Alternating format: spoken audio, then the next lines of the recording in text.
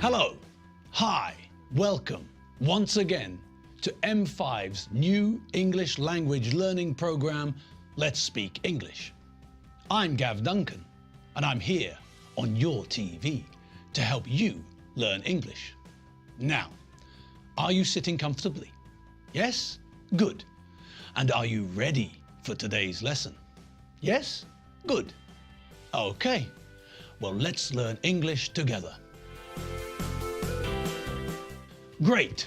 So, here we are, once again, sandwiched between Christmas and New Year, ready to think about what we learned in lessons 11 to 14.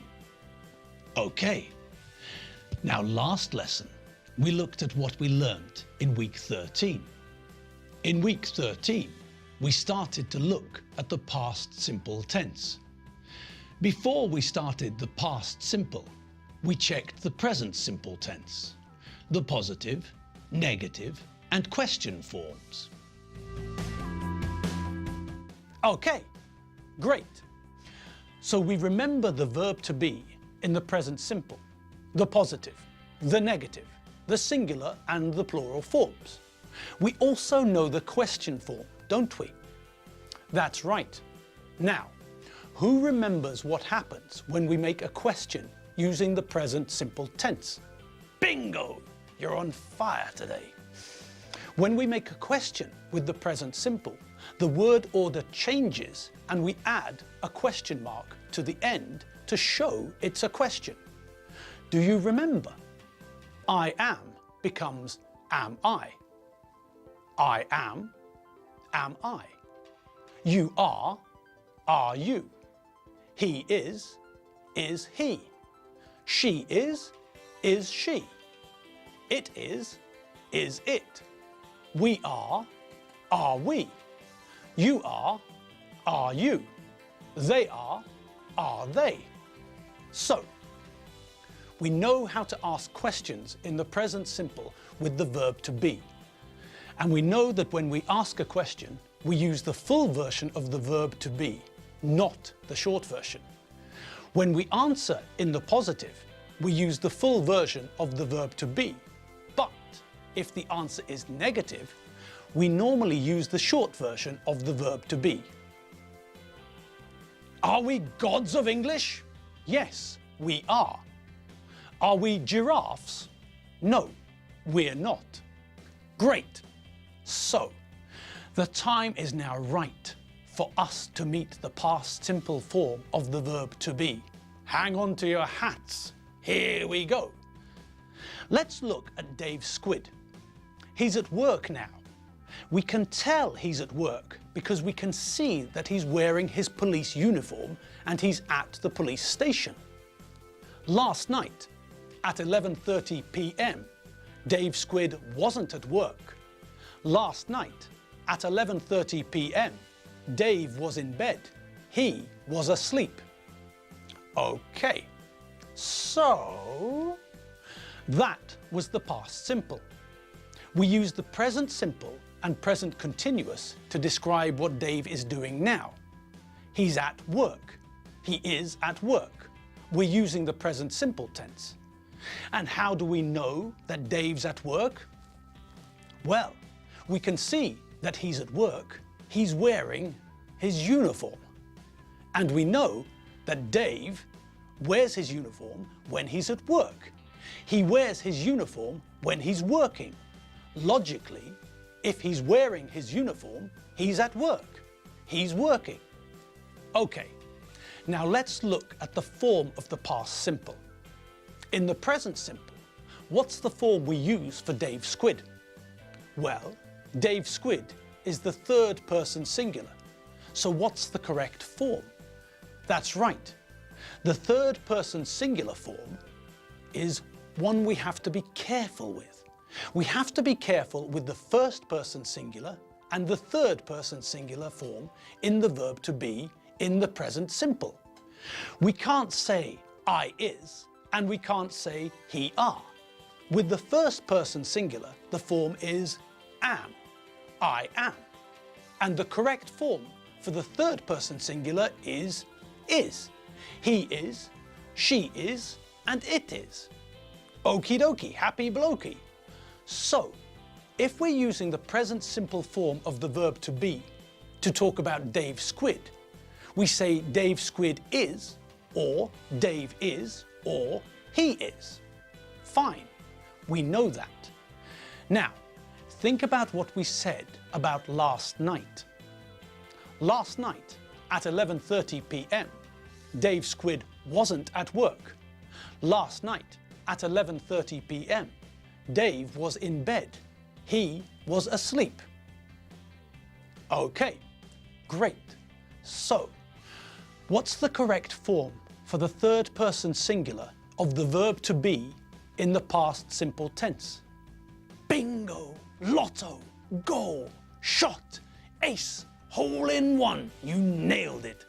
God of English that you are. Well done. The correct form for the third person singular of the verb to be in the past simple tense is was. That's it. Simple. He is the present simple form. He was is the past simple form.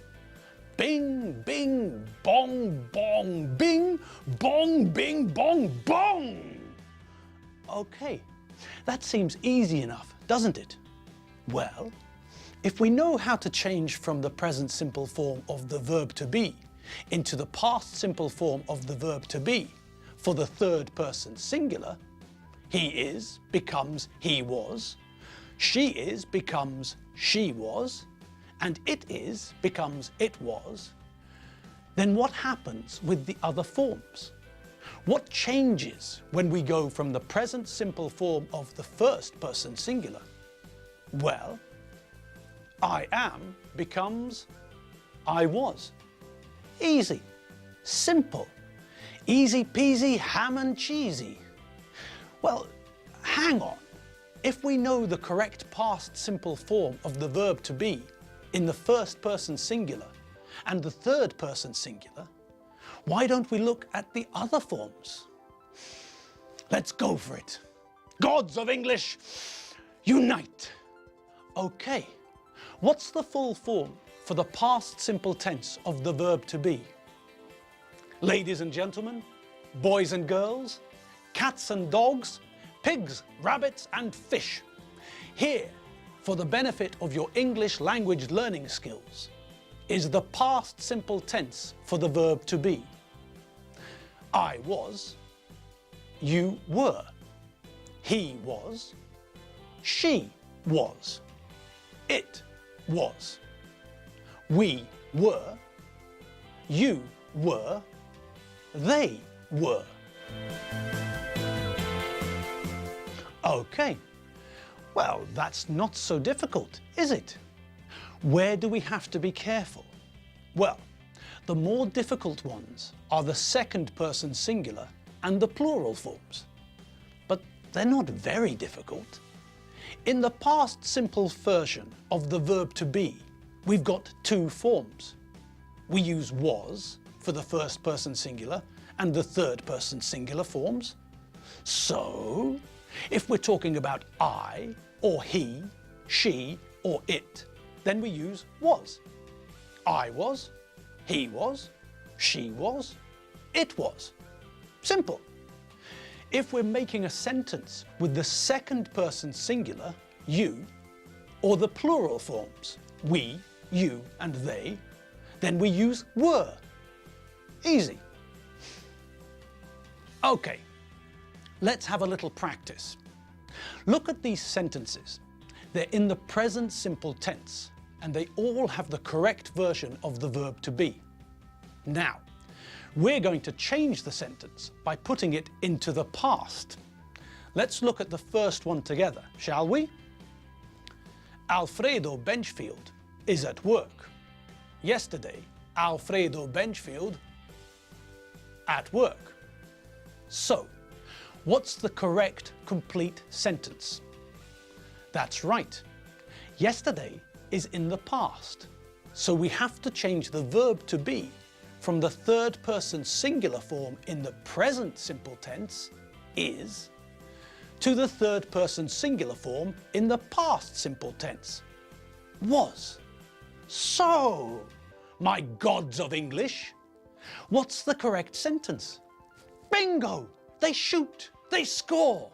The correct sentence is, yesterday, Alfredo Benchfield was at work.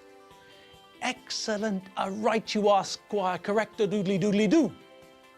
Brilliant. Okay, let's try a few more. Doreen Benchfield is at school now.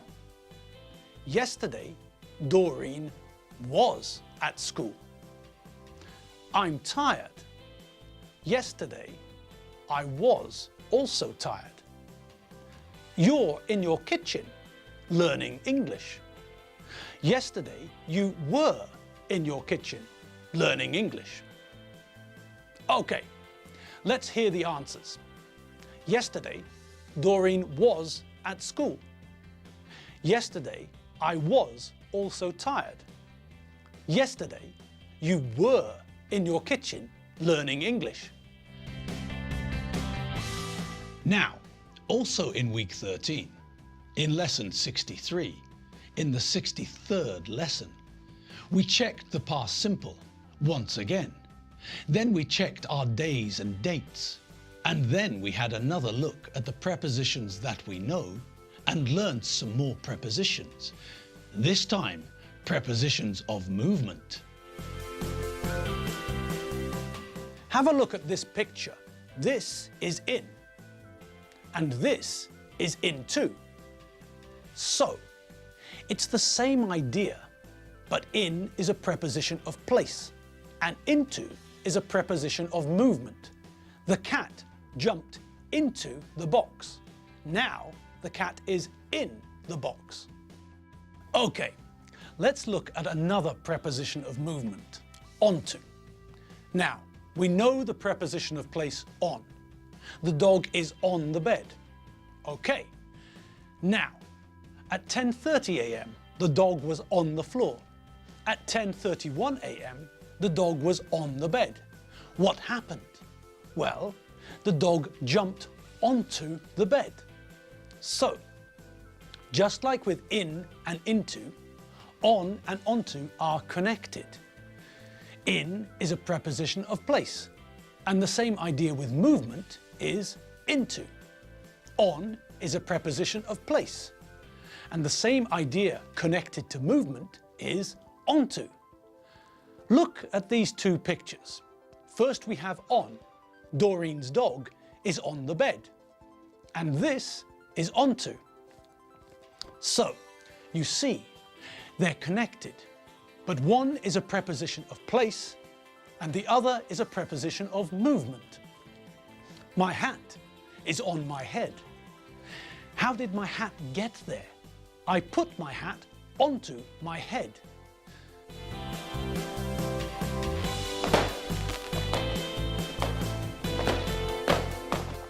Okay, and that's all we have time for today.